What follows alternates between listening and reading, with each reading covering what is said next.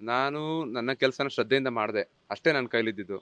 But ನಮ್ಮ ದೇಶದ ಜನ, ನಮ್ಮ ರಾಜ್ಯದ ಜನ, ನಮ್ಮ ಮೈಸೂರಿನ ಜನ ಇಷ್ಟೊಂದು ಪ್ರೀತಿ ಕೊಡ್ತಾರೆ ಅಂತ ನಾನು ಯಾವತ್ತೂ ಅಂದ್ಕೊಂಡಿರಲಿಲ್ಲ. ಇದು ನಮ್ಮ ಕಲೆಗೆ ಸಿಕ್ಕ ಗೌರವ, ನಮ್ಮ ಕಲೆಗೆ ಸಿಕ್ಕಂಥ ಅತ್ಯುನ್ನತ ಗೌರವ ಅಂತ ಹೇಳಲಿಕ್ಕೆ ಬಯಸ್ತೀನಿ. ನಾನು ಬೆಂಗಳೂರಿಗೆ ಬಂದ ನಂತರ ಅಲ್ಲಿ ಭಾಳಷ್ಟು ಜನ ನೆಲೆದಿದ್ರು. ಅಲ್ಲಿ ದುರದೃಷ್ಟಕರ ನನ್ನದು ಅಲ್ಲಿ ಎಲ್ಲರನ್ನೂ ಭೇಟಿ ಮಾಡ್ಲಿಕ್ಕೆ ಆಗಿಲ್ಲ. ಅಷ್ಟು ಜನ ಸೇರಿದ್ರು. ಅವ್ರಿಗೆಲ್ಲರಿಗೂ ಈ ಮುಖಾಂತರ ನಾನು ಕ್ಷಮೆ ಕೇಳ್ತೀನಿ. ಜೊತೆಗೆ ಮೈಸೂರಿಗೆ ಬಂದ ಕೂಡಲೇ ಈಗ ನಾನು ಯದುವೀರವ್ರನ್ನ ಭೇಟಿ ಮಾಡಿ ಬಂದೆ. ಕಾರಣ ಇಷ್ಟೇ, ನಮ್ಮ ಮನೆತನಕ್ಕೆ ಒಂದು ಮಹಾರಾಜರ ಕೊಡುಗೆ. ನಮ್ಮ ತಾತನವರ ಗುರುಗಳಾದ ಶಿಲ್ಪಿ ಸಿದ್ಧಲಿಂಗ ಸ್ವಾಮಿಗಳು, ನಮ್ಮ ತಾತನವರು ರಾಷ್ಟ್ರ ಪ್ರಶಸ್ತಿ ವಿಜೇತರು ಬಿ ಬಸವಣ್ಣ ಶಿಲ್ಪಿ, ಮತ್ತು ನಮ್ಮ ತಂದೆಯವರು. ಅಂದರೆ ನಮ್ಮ ರಾಜಗುರುಗಳಾದ ಶಿಲ್ಪಿ ಸಿದ್ಧಲಿಂಗ ಸ್ವಾಮಿಗಳಿಗೆ ಆಶ್ರಯ ಕೊಟ್ಟಿದ್ದು ನಮ್ಮ ಮೈಸೂರು ಸಂಸ್ಥಾನ. ಆ ಒಂದು ವಿಷಯದಲ್ಲಿ ನಾನು ನಮ್ಮ ಮಹಾರಾಜರನ್ನ ಭೇಟಿ ಮಾಡಿ ಒಂದು ಸಣ್ಣದಾಗಿ ಅವ್ರನ್ನ ಗೌರವತನವಾಗಿ ಭೇಟಿ ಮಾಡಿ ಒಂದು ಅಲ್ಲಿ ನನ್ನ ಅನುಭವವನ್ನು ಅವ್ರ ಜೊತೆ ಶೇರ್ ಮಾಡ್ಕೊಂಡು ಈಗ ತಾನೇ ಬಂದೆ. ಯಾಕಂದರೆ ನೆನೆಸ್ಕೊಳ್ಳುವಂಥದ್ದು ಭಾಳ ಮುಖ್ಯ. ನಮಗೆ ಈ ಮನೆತನಕ್ಕೆ ಯಾರು ಒಂದು ಈ ಕಲೆ ಮತ್ತು ಸಂಸ್ಕೃತಿ ಉಳಿಯಲಿಕ್ಕೆ ನಮ್ಮ ರಾಜ್ಯದಲ್ಲಿ ಇಂಥ ಕೊಡುಗೆ ಕೊಟ್ಟ ನಮ್ಮ ಮಹಾರಾಜರನ್ನ ನೆನೆಸ್ಕೋಬೇಕಿತ್ತು. ನನ್ನ ಮೊದಲ ಕರ್ತವ್ಯ. ಅವ್ರನ್ನ ಭೇಟಿ ಮಾಡಿ ಬಂದೆ. ನಂತರ ನಾಳೆ ನಾನು ನಮ್ಮ ಸುತ್ತೂರು ಸ್ವಾಮಿಗಳ ಆಶೀರ್ವಾದಕ್ಕೂ ಒಂದು ಸಮಯ ಕೇಳಿದ್ದೀನಿ. ನಾಳೆ ಭೇಟಿ ಮಾಡೋ ಒಂದು ನಮ್ಮ ಊರಿನಲ್ಲಿ ಭಾಳಷ್ಟು ಕೊಡುಗೆ ನೀಡಿದಂಥ ಮಹನೀಯರನ್ನ ಭೇಟಿ ಮಾಡಬೇಕು ಮೊದಲು ಅನ್ನೋ ಒಂದು ಉದ್ದೇಶದಲ್ಲಿ ನಾಳೆ ನಾನು ಸ್ವಾಮೀಜಿಯವರ ಒಂದು ಅಪಾಯಿಂಟ್ಮೆಂಟ್ನ ಕೇಳಿದ್ದೀನಿ. ನಾಳೆ ಅವರು ಕೊಡ್ತಿದ್ದಾರೆ, ಅದನ್ನು ನಾಳೆ ಅವ್ರನ್ನ ಭೇಟಿ ಮಾಡ್ತೀನಿ.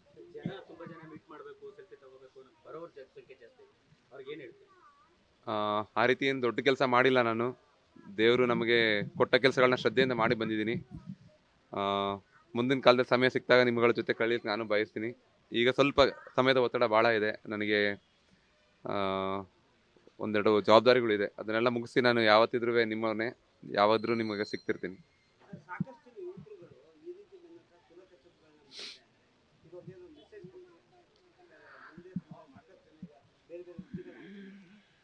ಹೌದು ನೋಡಿ, ಈಗ ಕುಲಕಸುಬುಗಳಿಗೆ ಅದನ್ನು ಇಷ್ಟಪಟ್ಟು ಪ್ರೀತಿಯಿಂದ ಶ್ರದ್ಧೆಯಿಂದ ಮಾಡಿದ್ರೆ ಏನಾಗ್ಬೋದು ಅನ್ನೋದಕ್ಕೆ ನಾನೇ ದೊಡ್ಡ ಉದಾಹರಣೆ.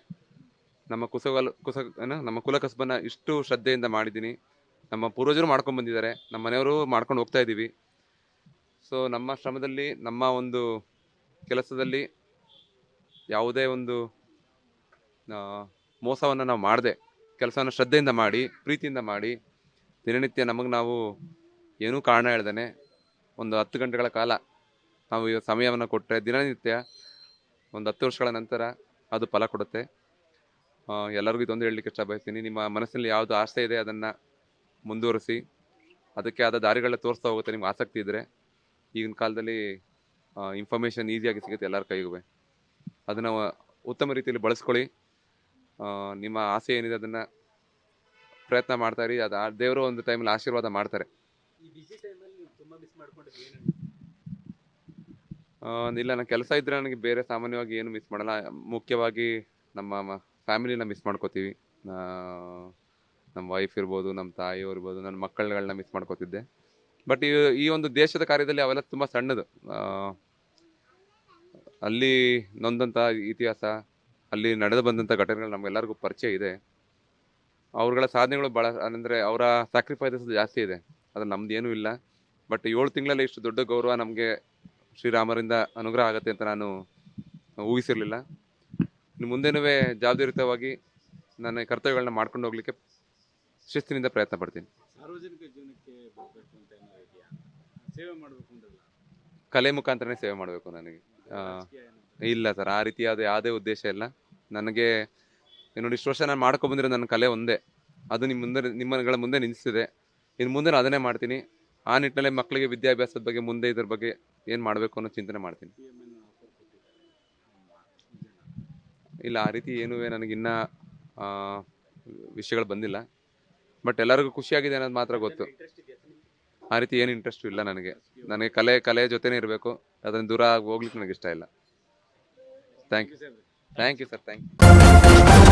ನ್ಯೂಸ್ ಫಸ್ಟ್, ನಿರ್ಭೀತಿಯಿಂದ ನಿಮ್ಮ ಪರವಾಗಿ.